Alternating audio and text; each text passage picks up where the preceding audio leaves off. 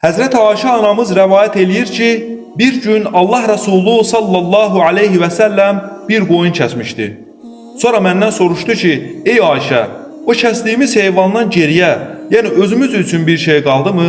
Mən də cavab verdim ki, ey Allahın Resulü, sadəcə bir kürək sümüyü qaldı. Qalan ətin hamısını kasıb insanlara payladım. Bunu eşidən Allah Resulü belə cavab verdi. Bizə kürək sümüyü xaric hamısı qaldı. Bu hədis nə məna verir? Yəni insan özü üçün yığdığı şeylər onun özünə qalmır əslində. Yəni insan özü ölüb gedir, amma yığdığı mallar bu dünyada qalır.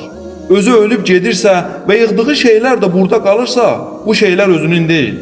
Özünə qalan dünyada ikən malından, pulundan kasıb insanlara verdiyi o sədəqələrdir, o savablardır ki, insan ölüb bu dünyadan axirətə getdiyi zaman özü ilə aparır. İnsana qalan məhz budur.